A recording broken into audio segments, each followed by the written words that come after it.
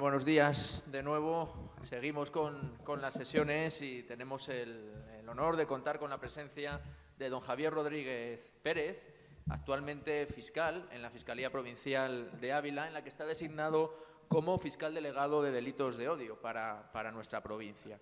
Es licenciado en Derecho por la Universidad de Salamanca y tras terminar estos estudios pues comenzó las oposiciones para la carrera fiscal, cuerpo en el que ingresó en el año 2008. Desde junio de 2009 a junio de 2011 ejerció como fiscal en la Fiscalía de Área de Vilanova y la Geltrú, Gavà, y posteriormente, desde junio de 2011 a la actualidad, ejerce como fiscal en la Fiscalía Provincial de Ávila, como hemos comentado. Ha colaborado con el Centro de Formación del Cuerpo Nacional de Policía de Ávila, con la Escuela de Policía, impartiendo pues, diversas ponencias sobre prácticas de la detención y también en materia de extranjería y tráfico de seres humanos, con la Universidad Francisco de Vitoria en los tribunales examinadores de trabajos fin de máster de acceso a la abogacía y también con la Comandancia de la Guardia Civil de Ávila con diversas ponencias específicas sobre el contenido del atestado. Agradecerle su presencia, su llamada a estas jornadas y sin más le cedo la palabra para que nos hable de los delitos de incitación al odio y discriminación. Javier, cuando quieras. Buenos días y muchas gracias. Buenos días. Bueno, pues muchas gracias por la invitación. Vamos a tratar de la incitación de los delitos al odio. Lo primero que quiero comentarles es que los contornos son muy difusos, que no hay un criterio unánime de qué se entiende por delito del odio o delitos de odio, qué se entiende por discurso de odio, y vamos a intentar dar a través de esta ponencia unos elementos comunes que nos sirvan para poder distinguir estos delitos de odio. Indicar que yo me centraré principalmente en estos elementos comunes de la incitación de los delitos de odio. Lo que es los tipos penales, el estudio cada uno, hará un estudio más pormenorizado esta tarde el señor Julián Sánchez Melgar, que intervendrá en estas jornadas en la última de las ponencias. Bueno, la primera pregunta que nos debemos hacer es ¿por qué se introduce en nuestro ordenamiento jurídico el artículo 510? ¿Por qué de repente se empieza a regular los delitos de odio en el ordenamiento jurídico? Pues se establece principalmente por dos motivos. En primer lugar, para adecuar nuestro ordenamiento jurídico a una sentencia del Tribunal Constitucional 235/2007 que lo que hacía que estudiaba los delitos de denegación del genocidio, anteriormente regulado en el artículo 607.2. Y el segundo de los motivos por los que se introduce este artículo 510 del Código Penal es por adecuar nuestro ordenamiento jurídico al derecho comunitario, por llevar a cabo la transposición de la decisión marco 2008/913. Esta decisión marco es bastante importante porque determina en el ámbito europeo una conciencia de la lucha contra los delitos de odio y a partir de ahí se puede dar una respuesta penal frente a este fenómeno mediante sanciones efectivas, proporcionadas y disuasorias. Como fiscal, les explicaré un momento cómo se organiza la Fiscalía para luchar frente a estos delitos de odio. A través de esta decisión marco y la introducción del artículo 510, tenemos que tener en cuenta que el artículo 510 es donde se regulan los delitos de odio, pero se regulan, hay más delitos de odio a lo largo del Código Penal, después los mencionaré. Pero prácticamente es un artículo y muchas veces pueden decir, oye, ¿cómo puede haber un fiscal especialista respecto a un único delito? Y es que es necesaria la especialidad del delito de odio porque es necesaria atendiendo a que es difícil determinar cuándo una acción o no es delito de odio y que los contornos son difusos. Una vez introducido nuestro ordenamiento jurídico el artículo 510 a través de la Ley Orgánica 1/2015 que entró en vigor el 1 de julio, la Fiscalía General del Estado previamente había creado en el año 2012 un fiscal de sala especialista en esta materia, que en primer momento recayó sobre la fiscal de sala de criminalidad informática. Posteriormente, en el año 2015, se creó un fiscal especialista en esta materia, únicamente el fiscal de sala de delitos de odio, y luego en cada una de las fiscalías provinciales hay un fiscal especialista, que en la provincia de Ávila ha recaído en mi persona. Pero es que además en las fiscalías de área hay también un fiscal de enlace. ¿Pero por qué estamos hoy aquí? Este es el problema. Pues ¿cómo un artículo, como puede ser el 510, puede generar unas jornadas? Pues porque se ha creado una conciencia social en el ámbito sociales, políticos, jurídicos, en los cuales es necesaria la persecución de estos delitos de odio. lo que en palabras del Tribunal Constitucional, sentencia 175/2015, establece que está aflorando la intolerancia excluyente. ¿Y por qué aflora esta intolerancia excluyente? Pues aflora porque lo que antes se decía en un bar y llegaba y decía, mira estos putos gitanos, porque esas expresiones que se dicen así, o los putos maricones, antes no llegaba a nadie. Pero a día de hoy, a través de las redes sociales, se multiplican los oyentes a través de Twitter, Facebook, Instagram. Todo esto hace que un discurso de odio pueda llegar a muchas más personas.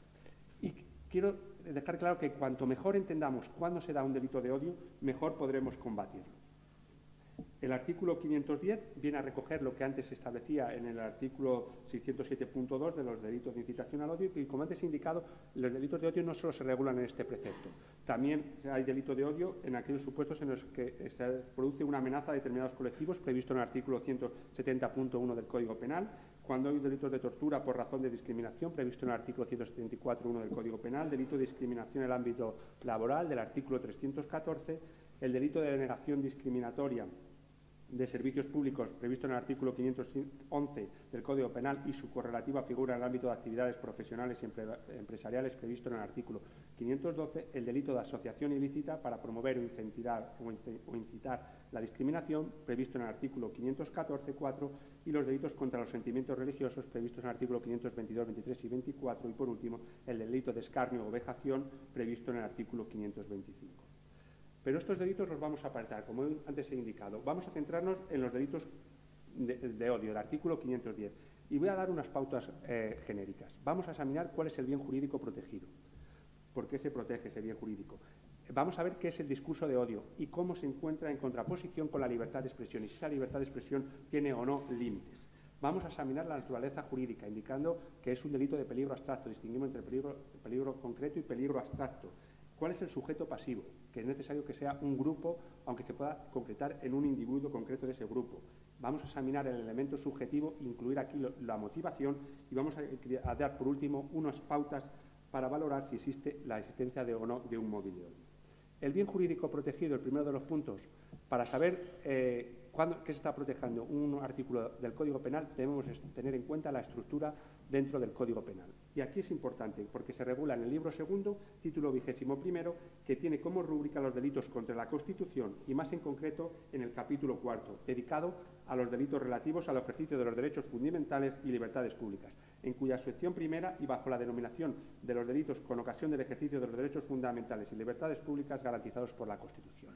De esta rúbrica nos da la primera razón, la primera ratio del precepto, que apunta hacia la promoción del correcto ejercicio de los derechos fundamentales, es decir, el derecho de reunión y manifestación previsto en el artículo 21, el derecho de expresión y opinión previsto en el artículo 20 de la Constitución española y el derecho de asociación del artículo 22 tendrán sus límites si atacan al bien jurídico protegido en el artículo 510 del Código Penal. Y desde esta perspectiva debemos partir del artículo 14 de la Constitución española, en el cual establece que todos los españoles son iguales ante la ley sin que pueda prevalecer discriminación alguna por razón de nacimiento, raza, sexo, religión, opinión o cualquier otra condición o circunstancia personal o social. Por lo tanto, la igualdad y la no discriminación se configuran como el presupuesto base para el disfrute y ejercicio del resto de los derechos fundamentales. Es decir, si no se respeta la igualdad y la dignidad de las personas, no se puede fundamentar o no se pueden ejercitar esos derechos fundamentales. El artículo primero de la Constitución española dice que los valores superiores del ordenamiento jurídico son la libertad, la justicia, la igualdad y el pluralismo político. Recoge un pilar básico de la Constitución española que la igualdad, para el adecuado funcionamiento de un sistema democrático es necesaria la igualdad. Este concepto de igualdad como pilar básico de nuestro ordenamiento jurídico no es exclusivo de nuestra Constitución. También en la Declaración Universal de Derechos Humanos, del 10 de diciembre de 1948, establece que todos los seres humanos nacen libres e iguales en dignidad y derechos. Por su parte, el protocolo del Convenio Europeo para la Protección de los Derechos Humanos y Libertades Fundamentales también recoge que el goce de todos los derechos reconocidos en la ley ha de ser asegurado sin discriminación alguna. Por lo tanto, el origen y fundamento de los delitos de odio es la propia dignidad humana. La Carta de los Derechos Fundamentales de la Unión Europea de 2007 establece que la dignidad humana es inviolable. ¿Pero qué es la dignidad humana? ¿Qué es lo que se está protegiendo? La dignidad humana es el respeto que se merece y el valor que debe otorgarse a cualquier ser humano por el mero hecho de serlo. Se trata de una cualidad inherente que se reconoce y se protege, pero que no se otorga, y que se configura como el presupuesto que posibilita el libre desarrollo de la personalidad. El Tribunal Constitucional, en la sentencia 235/2007, recoge que esta dignidad humana configura un marco dentro del cual ha de desarrollarse el ejercicio de derechos fundamentales. La dignidad es lo que permite la convivencia en una sociedad. Cuando no se esté respetando la dignidad de una persona, se está quebrando y se puede romper la convivencia de la sociedad. Por lo tanto, es necesario respetar al que no es igual o al que no consideramos igual o semejante a nosotros. Por lo tanto, lo que quiero quedar pie en este primer punto es que el bien jurídico protegido es la igualdad, la no discriminación y la dignidad de las personas. Y que cuando no se respete la dignidad de las personas se estará infringiendo las normas elementales de tolerancia y convivencia que afectan a los valores y principios comunes que deben regir en la ciudadanía. Pues bien, quedado claro este primer punto del bien jurídico protegido, el segundo de los aspectos que voy a tratar es el discurso de odio y la libertad de expresión. La libertad de expresión, desde el año 1976, por el Tribunal Europeo de Derechos Humanos, en el caso Handicid contra el Reino Unido, establece que la libertad de expresión constituye uno de los fundamentos esenciales de una sociedad democrática y una de las condiciones primordiales de su progreso y desarrollo. Es decir, la libertad de expresión es necesario para que fluya la sociedad, para que pueda progresar, porque en la diversidad de opiniones es lo que nos hace crecer a todos como sociedad y nos enriquece como personas. El Tribunal Constitucional también recoge esta idea y dice que en la sentencia 235/2007 que los derechos garantizados en el artículo 21, que hace referencia a la expresión, a la libertad de expresión y opinión, se configuran como elementos conformadores de nuestro sistema político democrático. Se ha dicho que la Constitución protege incluso a aquellos que la niegan. Ahora tan de moda en el caso este del proceso que niegan la Constitución permite la libertad de expresión y opinión por muy errónea o intolerante que la consideremos. O sea, que es necesario proteger esta libertad de expresión u opinión, y así se ha recogido desde el año 1995 en la sentencia 176/95. Pero lo que pregunta es que nos debemos hacer, oye, muy bien, la libertad de expresión es necesaria para el desarrollo de la sociedad y la necesitamos y es fundamental para que no se conciernan nuestros derechos. ¿Pero tiene límites? Pues por supuesto que tiene límites y no se puede amparar nunca el discurso de odio o no se puede comentar cualquier cosa en las redes sociales amparada en la libertad de expresión o opinión cuando se esté incentivando o se esté incitando a la comisión de un hecho delictivo. Por eso, el artículo 10 del Convenio Europeo de Derechos Humanos recoge en el apartado primero de su articulado que existe la libertad de expresión, pero a continuación, en el apartado 10, punto segundo, establece la posibilidad de que se establezcan sanciones necesarias para que en una sociedad democrática la protección de estos derechos que son ajenos. El Tribunal Europeo de Derechos Humanos ha venido considerando que la libertad de expresión no puede ofrecer cobertura al llamado discurso del odio. En diversos casos siempre ha sido, cuando se ha pronunciado el Tribunal Europeo de Derechos Humanos, esto lo digo a título de anécdota, por la libertad de expresión que ha sido acortado por Turquía. Y dentro de nuestra Constitución española, el artículo 24 hace referencia a la posibilidad de que el límite de la libertad de expresión y opinión serán los límites de los derechos reconocidos en el título primero. Y en el título primero, en el artículo 14, se reconoce el derecho a la igualdad y no discriminación, y en el artículo 10, el derecho a la dignidad de la persona. Pero, ¿qué es el discurso del odio? ¿Qué podemos entender para que ustedes se vayan de aquí diciendo que es el discurso del odio? Oye, el fiscal nos ha podido llegar a explicar qué es el discurso de odio. O lo que en el sistema o en la terminología anglosajona se llama como hate speech. Pues bien, debemos tener en cuenta que el legislador, basándose en los principios de última ratio y de intervención mínima, no ha querido sancionar toda la libertad, o sea, no ha podido pretender una sanción penal de cualquier expresión, lo que en definitiva es un sentimiento humano como es el odio. El Tribunal Supremo, en la sentencia 4/2017, dice, y es importante esto, que entre el odio que incita a la comisión de delitos, el odio que siembra la semilla del enfrentamiento y corrosiona los valores esenciales de la convivencia y el odio que se identifica con la animadversión o el resentimiento, existen matices que no pueden ser orillados por el juez penal con el argumento de que todo no está acogido en la libertad de expresión y que resulta intolerable y que todo es sancionable. Por lo tanto, debemos determinar qué se entiende por discurso de odio para poder saber si está afectando o no a la libertad de expresión. Les voy a mencionar que no hay una definición unívoca de qué se entiende por discurso de odio. Luego intentaremos dar unas pautas generales, pero no hay una definición unívoca. Sí hay un acuerdo en qué se entiende o desde cuándo surge el denominado discurso de odio. Y todos los historiadores, autores y juristas consideran que surge tras la Segunda Guerra Mundial y evoluciona frente al fascismo, el nazismo, el antisemitismo o el comunismo. Posteriormente se puso por motivos racistas o segregación racial, para concretarse más adelante en torno a conflictos étnicos o mediante la utilización de métodos terroristas como instrumento para consecución de fines políticos. En la actualidad, el discurso de odio se expresa en diversas formas, como puede ser la homofobia, la transfobia, discriminación sexista o de género, la xenofobia derivada de los movimientos migratorios o la intolerancia religiosa, sin obviar manifestaciones como la romafobia, el odio a la etnia gitana, la mesofobia, el odio a la mezcla o interculturalidad, la aporofobia, el odio al pobre o personas sin recursos, o la gerontofobia, como es el odio a las personas mayores. Como les he indicado, es un concepto amplio lo que se entiende por discurso de odio. Y les he indicado que por la parte de las instituciones europeas, por ejemplo, la Comisión Europea contra el Racismo y la Intolerancia, ha intentado no dar una definición, sino dos, una en el año 1997 y otra en la recomendación número 15 del año 2015.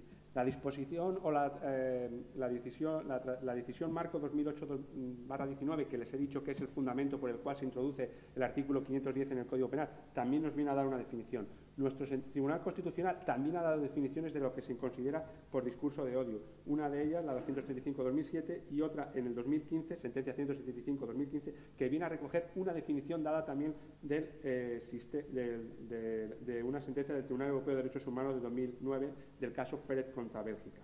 ¿Qué les estoy diciendo con todas estas sentencias? Lo que quiero decir es que no se ponen de acuerdo en qué se entiende por una definición. Nosotros nos vamos a quedar con la última sentencia dictada por el Tribunal Supremo en esta materia, sentencia 72/2018, y que dice que entiende que la inclusión de unas ofensas en el discurso de odio, ya que supone la realización de una conducta que provoca directa o indirectamente sentimientos de odio, violencia o discriminación.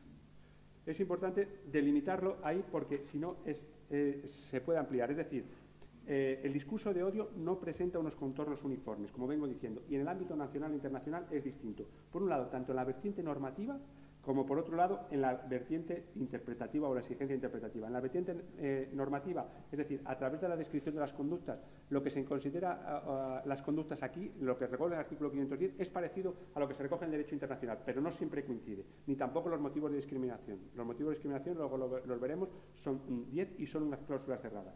Y tampoco es la exigencia interpretativa. Para que se cometa el discurso del odio, ha de ponerse en peligro el bien jurídico de la persona, el bien jurídico protegido, que es la dignidad de las personas, el colectivo, la posibilidad de que se incite frente a unas personas, de que haya un riesgo de que se actúe por parte de la población frente a determinadas personas. Pero aquí el criterio tampoco es unívoco y depende del derecho internacional o del derecho nacional. Pero para que se dé, y luego que el discurso de odio depende también de la sociedad en lo que lo estamos diciendo. O sea, las palabras que se dicen dependen de la sociedad y de la realidad social en cada momento. Y como la realidad social es cambiante, el discurso de odio también es cambiante. Pero bueno, después de haberlo dicho, que es muy complicado dictar un concepto del delito de discurso de odio, vamos a intentar decir cuándo existe un discurso de odio y que es relevante desde el punto de vista penal. En primer lugar, tenemos que tener una conducta. Y esta conducta nos vamos al artículo 510. Se engloba con carácter general, para cuando haya un delito de odio, cuando haya una promoción o difusión de ideas u opiniones, la emisión de expresiones o realización de actos de menosprecio, descrédito o humillación, o que se incita a la violencia física o psíquica, en enaltecimiento de estos tipos de hechos, de sus autores, la justificación, trivialización o negación de graves actos contra la humanidad. Ya ven que la primera de las conductas caben muchísimas. Es todo el artículo 510 y lo primero que tenemos es una conducta. Una vez realizada esa conducta, debemos examinar la relevancia de esa conducta. Es decir, no se persiguen las meras ideas u opiniones, sino solo aquellas conductas que infringen el bien jurídico protegido, es decir, que sean susceptibles de producir un riesgo para el bien jurídico protegido, cuando se esté afectando o se ponga en peligro a un colectivo y a la dignidad de ese colectivo. Y en tercer lugar, la motivación o discriminación. Y esta motivación o discriminación que examinaremos en el quinto punto es un elemento fundamental, porque es lo que distingue cuando se comete un delito de odio cuando no se realiza, porque una agresión puede ser o no un delito de odio atendiendo si se da o no esta motivación, porque siempre que se pega a una persona es porque la estás odiando en ese momento, pero vamos a ver si está encuadrado o no dentro del artículo 510 y se da ese motivo discriminatorio.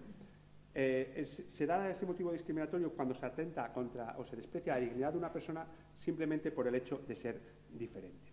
Por lo tanto, para que nos quede claro, el discurso de odio tiene tres elementos, o en su definición. Las conductas, que son las mencionadas en el artículo 510, que esa conducta sea relevante, luego veremos cuándo es relevante, cuándo se dice, cómo se puede poner en peligro o no, quién lo dice o no. Es decir, para que ustedes me entiendan, hay un peligro de delito de odio cuando a través de una red social, como puede ser Facebook o Twitter, puede llegar a un comentario xenófobo, puede llegar a muchísimas personas y se está incitando a esas personas a realizar una acción frente al grupo, independientemente de que se haga o no, pero con eso ya basta para hacer. Pero esa conducta debe ser relevante y debe ser relevante la persona que lo dice y la persona cómo lo dice y a las personas que llega.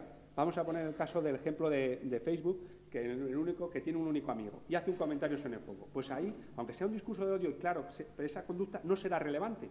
Y no será relevante porque no ha llegado a más que a una persona. Por lo tanto, ese discurso de odio debe llegar o tiene la posibilidad de incentivar o crear un caldo de cultivo en la sociedad para atentar contra los bienes o contra los colectivos que estén protegidos por este delito de odio.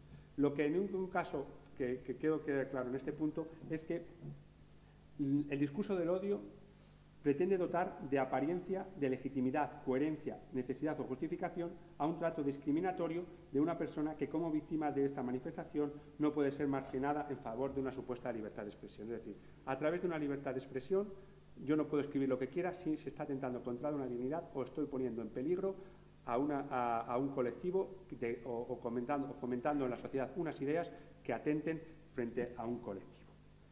Examinado el bien jurídico protegido, examinado qué se entiende por discurso de odio y la dificultad para dar un concepto jurídico del discurso de odio y cómo se contrapone la libertad de expresión y que la libertad de expresión no es absoluta, debemos examinar la naturaleza jurídica. Aquí solo quiero indicar que el delito de odio es un delito de peligro abstracto.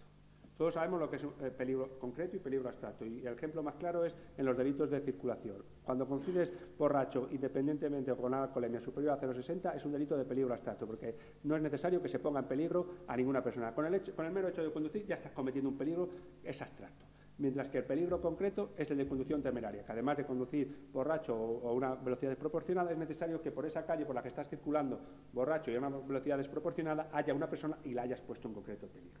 Aquí, los del artículo 510, a excepción del artículo 510.2a, son todos de peligro abstracto, es decir, que se genera un peligro genérico para el bien jurídico protegido, que hemos dicho que es la dignidad de las personas. Y así se ha establecido en sentencias del Tribunal Supremo, en especial la sentencia 72/2018, a la que hemos dado la definición del discurso de odio, y dice que se estructura bajo la forma de delito de peligro, bastando para su realización la generación del peligro que se concreta en el mensaje del propio discurso de odio. Es decir, por el mero hecho de hacer un discurso de odio y que tenga entidad suficiente para crear en la sociedad un caldo de cultivo, para incentivar acciones violentas o promocionar acciones frente a un grupo determinado, ya se estaría dando el hecho delictivo. Y aquí es importante determinar que lo que se difunde, cómo se difunde y la sociedad en lo que se difunde. Porque la realidad, como he indicado antes, es una realidad social es cambiante. Y entendiendo a la realidad social, tenemos que tener en cuenta que antes o ahora se pueden hacer determinadas versiones o vertir expresiones que hace 40 o 50 años no se podían vertir. Por lo tanto, mediante este delito no se trata de exigir un contexto de crisis, es decir, que haya ya un bien jurídico que esté en peligro. Es decir, y aquí les quiero comentar un caso en concreto que en la jornada de especialistas de delitos de odio lo examinamos. Era en un pueblo de Jaén, creo recordar, un gitano atropelló a un niño y el pueblo se levantó en armas frente a la etnia gitana. Entonces, aquí discutíamos si era o no delito de odio esa incitación y esos comentarios que se habían hecho durante esos días en las redes sociales. Y llegamos a la conclusión de que no, porque allá había un hecho motivador de la crisis, de los bienes jurídicos ya estaba en peligro, porque se había desencadenado con el atropello del gitano, y los gitanos tendrían muchos problemas en el pueblo con el resto, y entonces ahí ya estaba generado, o sea, que lo que se dijera podría acrecentar que el peligro frente al bien jurídico protegido, frente a la etnia gitana o frente al colectivo de esas personas, pero el riesgo ya estaba creado. No sé si me he explicado, es decir, que aquí había un elemento externo que generaba esos comentarios de odio. Pero el discurso de odio en sí es cuando partimos a priori, cuando sale de dentro, se lo comentaba antes al profesor, que cuando sale de dentro hacia afuera, cuando está todo el día tuiteando en las redes sociales en contra de un colectivo. Luego pondré un ejemplo de la sentencia esta 72/2018, que es cuando se condena a un sujeto, por no llamarlo de otra forma, por un delito de odio por motivo discriminatorio contra las mujeres. Luego les indicaré cuáles fueron los tuits que mandó. Por lo tanto, para que se dé este peligro es necesario un peligro abstracto y que hay que tener en cuenta, hay que ir al caso concreto. Luego explicaré algún caso más. ¿Cuándo he considerado yo o no cuando es delito de odio? Atendiendo a los criterios que daré en el último momento. Examinado el tercer punto, que hace referencia al bien jurídico protegido, vamos a centrarnos en el sujeto pasivo. Aquí lo único que quiero indicarles es que el sujeto pasivo del delito es un sujeto plural, que puede recaer sobre una persona, pero lo que nos determina es que es dirigido frente a una colectividad, frente a los homosexuales, frente a los marroquíes, frente a un grupo que está protegido en concreto. Que luego se puede concretar sobre una persona determinada, pero es por pertenecer a ese grupo concreto.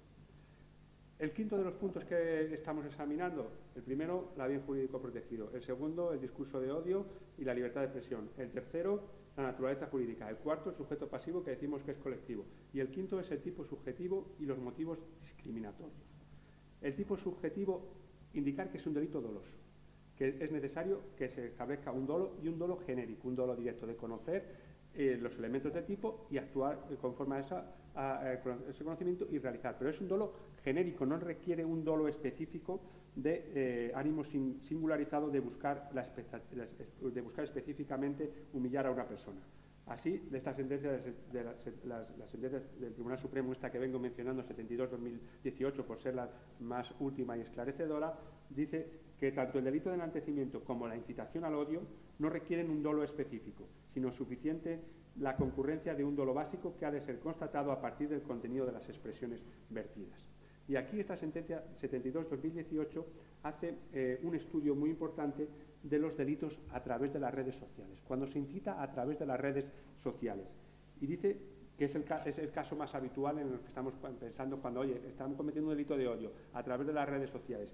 Pues dice cuáles son cómo podemos valorar si se da o no un delito en las redes sociales. Y para ello establece 3 puntos. El primer momento debemos tener en cuenta qué es lo que se ha escrito.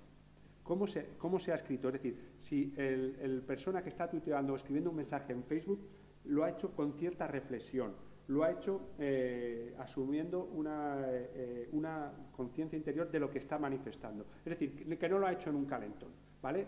Volvemos a lo anteriormente expuesto. Es decir, el delito de odio no cuando ya hay una crisis, ya cuando hay un bien jurídico protegido, no cuando ha ocurrido un hecho, sino cuando sin motivo alguno realiza un comentario y ese comentario, en la forma que está escrita, parece que, oye, que está incitando, que está provocando que actuemos frente a determinados grupos, o que está discriminando a los homosexuales, a los gitanos, a los rumanos. La forma de escritura es fundamental, dice esta sentencia. En segundo lugar, la propia conciencia de utilización del medio social, es decir, lo estoy poniendo en una red social para que tenga la mayor difusión posible. Porque si es una opinión o con unos amigos se lo puedo comentar por privado, pero no. Y es importante también el número de amigos que tiene o no en las redes sociales, los retweets, los likes que le han dado, todo eso para saber si ha intentado llegar o no a mayor número de personas. En tercer lugar, la reiteración o no de la conducta, y si se da en distintas fechas o no. Es decir, el caso del anterior, es decir, si se ha producido o no, o una persona va escribiendo siempre en el mismo sentido, oye, en contra de las mujeres, que es esta sentencia del 72/2018, que ahora mismo les voy a decir los tweets que mandó esta persona.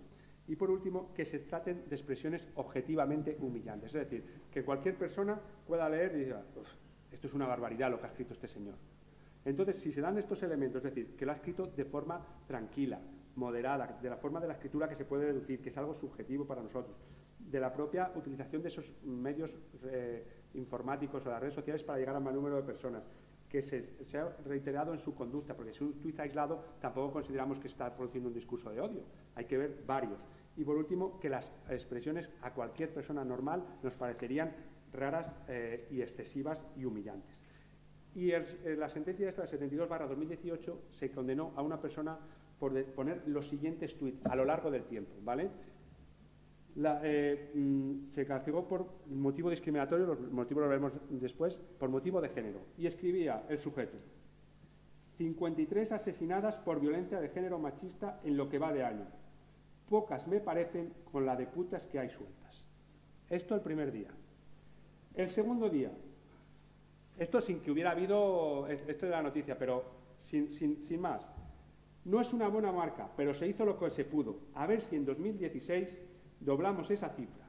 Gracias, con coma y gracias. Otro tuit. Ya la he maltratado. Tú eres la siguiente. Y el último tuit, perdón por la expresión, a mí me gusta follar contra la encimera y los fogones porque tengo a la mujer en su sitio por partida doble. Es un ejemplo que les quiero poner, que ha llegado al Tribunal Supremo, que se define, y este señor no es que hubiera tenido un problema con una mujer en concreto, porque estos tuits son a lo largo del tiempo, y yo creo que todos los que estamos aquí vemos que son hirientes, desproporcionados, sin sentido. Por lo tanto, si se da y lo transmite a través de la red social Twitter para llegar al mayor número de personas, porque él está incentivando el odio y el trato degradante hacia la mujer. Bien, llegado a este punto, hemos dicho que el elemento subjetivo es el dolo, pero no basta simplemente con conocer y realizar el acto típico, sino que es necesario una motivación. Y es importante saber que en los delitos de odio el sujeto activo ha de actuar con conocimiento y voluntad de cometer el hecho típico, es decir, el dolo, pero solo es responsable penalmente si además está motivado o es odio o discriminación con un determinado grupo o sus integrantes, cuando tiene una motivación. Esta motivación son 10, ¿vale? Son por motivos racistas, antisemitas, referentes a la ideología, religión o creencia, situación familiar, pertenencia a sus miembros a una etnia o raza, sexo, orientación sexual, identidad sexual, razón de género, por razón de enfermedad y razón de discapacidad. Una breve referencia a qué se entiende por cada una de las cosas. Motivos racistas, me remito al Convenio Internacional sobre la Eliminación de todas las formas de discriminación racial de 1965, que fue publicado en el Boletín Oficial del Estado en 1969. Por movimiento antisemitas, me remito a la recomendación número 15 de la Comisión Europea del Racismo contra la Intolerancia y dice que es cualquier prejuicio, odio o discriminación contra los judíos como grupo étnico o religioso. Los motivos referentes a la ideología o religión o creencia, distinguir entre ideología, que los autores consideran que es más referentes a motivos políticos, es decir, en cuanto a las formas de organización del Estado, mientras la religión o creencia está haciendo referencia a los dogmas, doctrinas de la divinidad o a un concepto ético o moral. Es más, aquí, en la protección de estos referentes a ideología, religión o creencia, se protege incluso aquellas convicciones que son ateas o agnósticas. Así señalamos la sentencia del Tribunal Europeo de Derechos Humanos de 25 de mayo de 1993, el caso Kokkinakis contra Grecia. Por situación familiar, lo que se entiende por familia es un concepto cambiante y lo que consideramos familia hace 40 años con un padre, una madre y unos hijos, en la actualidad ha cambiado, familias monoparentales, o sea que es una realidad cambiante. Pero indicar que en la Constitución Española, el artículo 39.1, protege, los poderes públicos deben asegurar la protección jurídica, económica y social de la familia. ¿Qué se entiende el quinto por etnia o raza? Cuando estamos haciendo referencia a la raza, hacemos más referencia a los criterios de índole físico o biológico, es decir, por características morfológicas como el color de la piel, características faciales, mientras que en lo referente a la etnia estamos haciendo referencia a una nacionalidad común, afiliación tribal, antecedentes culturales y sociales o tradicionales comunes. ¿Qué se entiende por nación u origen nacional? Es importante también esta distinción. Origen nacional es de donde procede, de su lugar de nacimiento, mientras que la nación puede ser distinta. Puede ser, aquí en España, que hemos tenido un caso de que se ha discriminado a un marroquí siendo español. No sería marroquí, sería de origen marroquí, porque sus padres tenían ascendencia marroquí, pero él ya tenía nacionalidad española y se le estaba discriminando. ¿Qué se entiende por sexo? El séptimo motivo, sexo, orientación sexual o identidad sexual. Sexo hace referencia al aspecto biológico, mientras que la identidad sexual o orientación sexual hace referencia a lo que se siente con una persona o cómo se define sexualmente independientemente de su sexo biológico. Razones de género, está claro, se discutía si había el hombre o la mujer, se puede discriminar o no. En el preámbulo de la Ley Orgánica 1/2015 establece que por razón de género se debe entender al entenderse referida a las mujeres. Por razón de enfermedad, hay que distinguir, y los autores están de acuerdo, que la enfermedad debe ser de carácter persistente y duradero. El caso típico que hemos tenido es cuando se ha discriminado a una persona por ser portadora de VIH. Por razón de discapacidad, me remito al artículo 25 de la Constitución del Código Penal, en el cual define qué se entiende por discapacidad a efectos del Código Penal. Examinado de forma rápida cuáles son los motivos de discriminación, hemos indicado que existen 10. Pero también quiero indicar aquí que no hay una cláusula de cierre. Y por lo tanto, que no hay una cláusula genérica y de cierre que pueda englobar a otros grupos. Y esto me hago referencia porque sé que determinados grupos, como pueden ser grupos a favor de la tauromaquia, o toreros o cazadores, han pedido tutela a la Fiscalía General del Estado diciendo, oye, me siento discriminado a través de las redes sociales. ¿Me pueden proteger? No se puede proteger porque los motivos están tasados. El derecho penal, como todos saben, no se puede aplicar de forma analógica ni de forma expansiva. Por lo tanto, es imposible aplicarlo a otros colectivos que no estén incluidos aquí, aunque consideramos que se ha producido una discriminación. ¿Vale? Y, por último, que para mí considero que es lo más importante, vamos a intentar dar unos criterios de la existencia para valorar si existe o no el móvil de odio, ¿vale? Si se está produciendo un discurso de odio. Y esto nos lo obligan desde el derecho internacional. Sentencia del Tribunal Europeo Sentencia del Tribunal Europeo de Derechos Humanos de 20 de octubre de 2015 del caso Balas contra Hungría dice que los Estados miembros deben tomar las medidas razonables para descubrir cualquier motivación racista y determinar si el odio o los prejuicios étnicos han intervenido o no en los acontecimientos. La recomendación número 15, que la he mencionado varias veces, de la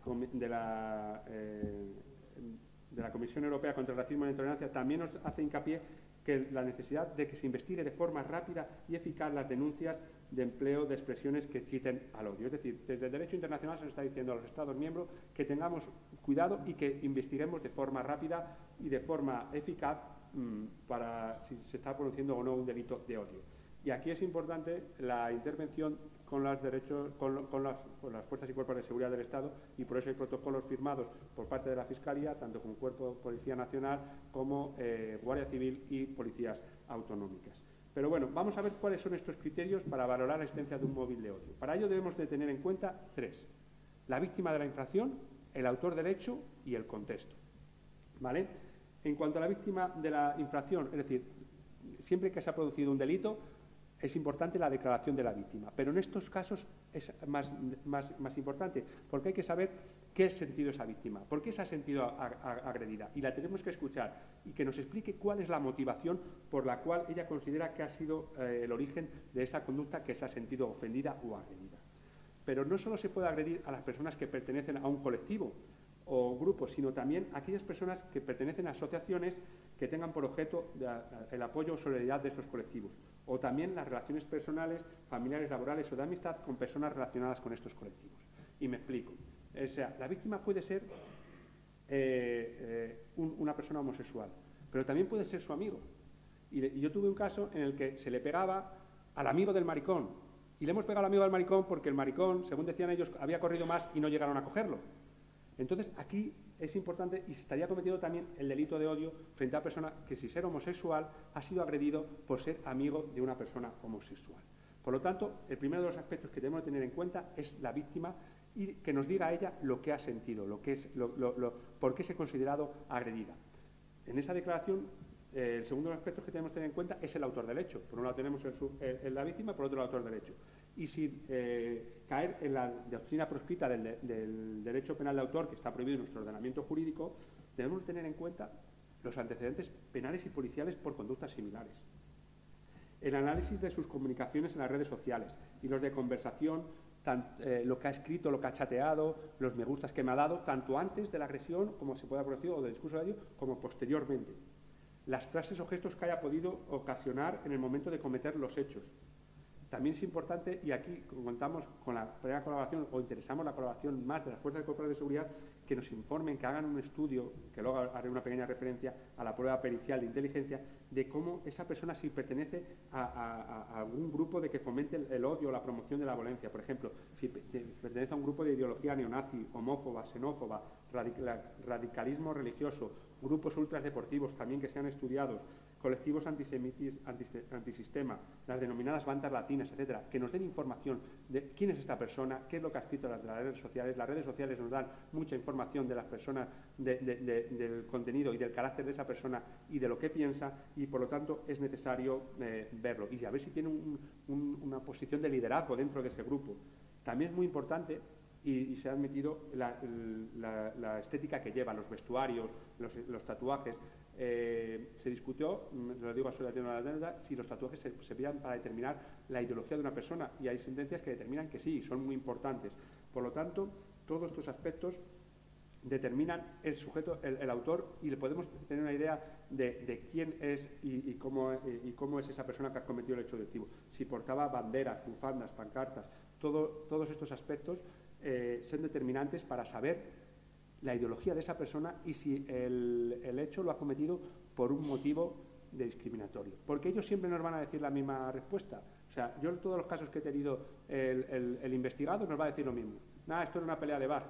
Nada, esto lo dije en un calentón. No, una pelea de bar no, porque no hay una relación víctima entre no hay una relación, no se conocían previamente la víctima y el agresor, portaba una camiseta de izquierdas, que ahora haré un caso que tenemos aquí en Ávila respecto a un delito de odio de esta materia, pero antes quiero terminar el último de los puntos, que es el contexto en el que se desarrolla la acción. Hemos visto la víctima, el autor del hecho, que hay que hacer un perfil de lo que es esa persona, y luego en el contexto donde se produce la acción.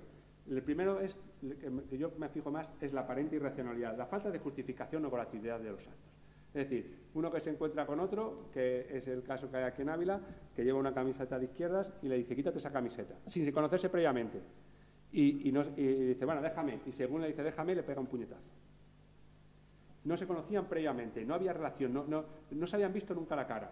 Entonces, aquí se establece por motivos de ideología. También la forma de vestimenta que llevaba era típica de bomber, en sentido pues que nos podía determinar una orientación que se está investigando.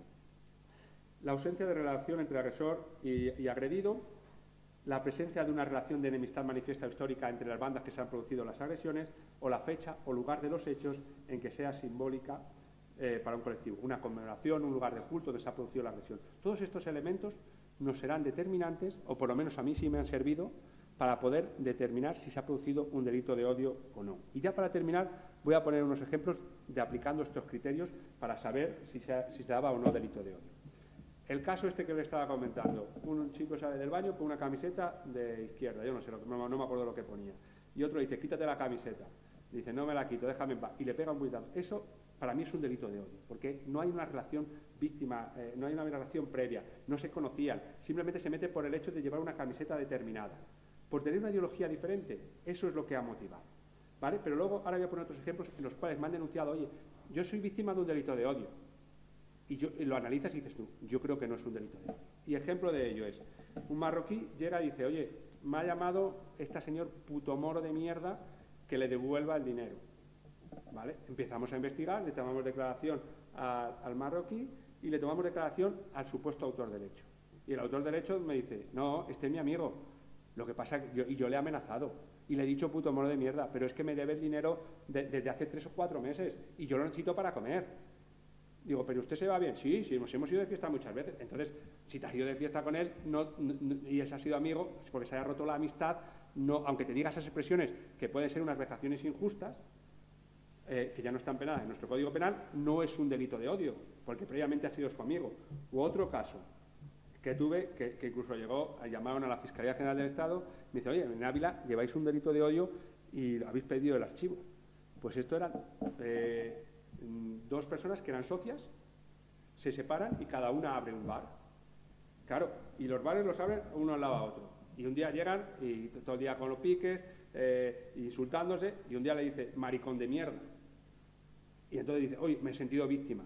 No, esto es una agresión, porque siempre que nos pegamos, desde pequeños, te pegan y dicen gafotas de mierda, o cualquier cosa. Entonces, siempre vas a hacer daño, pero ahí no hay un delito de odio, no hay un discurso, no se ha agredido por ser homosexual, se ha agredido porque tienes una enemistad con él. Pues estos son los criterios que me han servido a mí para determinar si existe o no delito de odio. Y yo no sé si ya... Por mí ya he terminado. No sé si si alguna pregunta o algo tienen que les pueda resolver. Muy bien, pues muchas gracias, Javier, por tu intervención y sobre todo por tu claridad.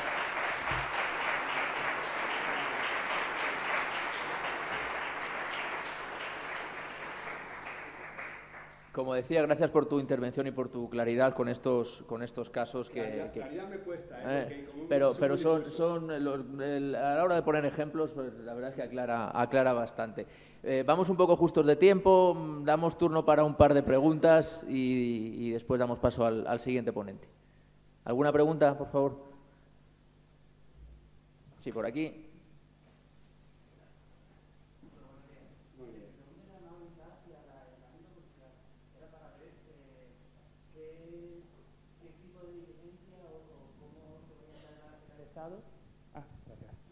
O cómo orientar el atestado para hacer más eficaz la persecución de los delitos de odio.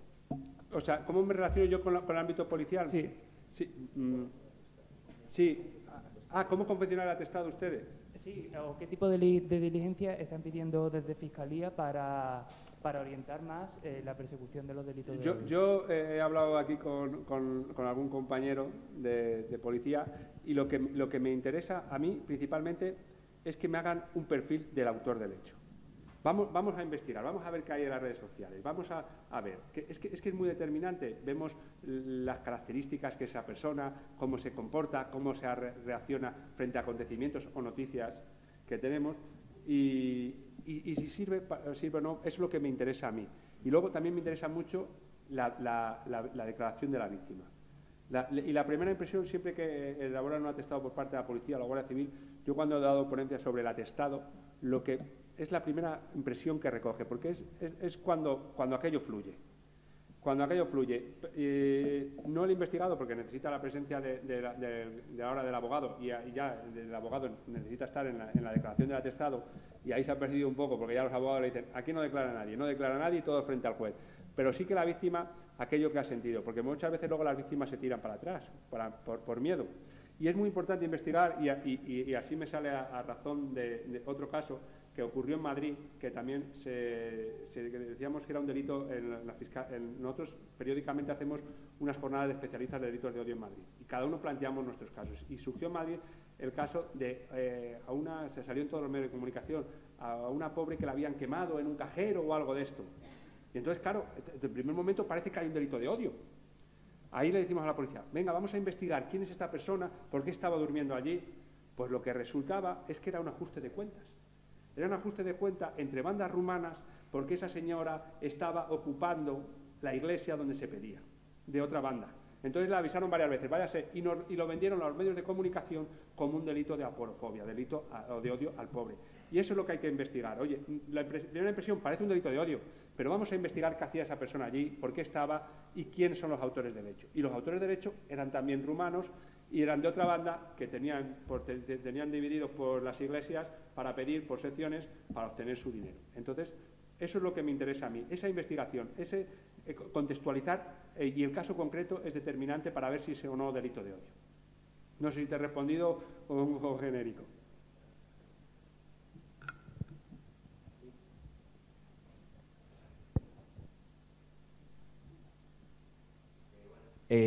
Una cosilla rápidamente, ¿vale? Respecto al artículo 510, sobre el sujeto pasivo, que tiene que ser una colectividad o si no una persona determinada que pertenezca a esa colectividad, pues me llamaba la atención el hecho de que también se pudiera atentar contra los que protegen a esa colectividad. Lo único que el bien jurídico protegido, al ser la dignidad humana, claro, me llamaba la atención que esa persona que les protege no se atenta contra su dignidad humana realmente, ¿verdad? Es sobre la colectividad en sí.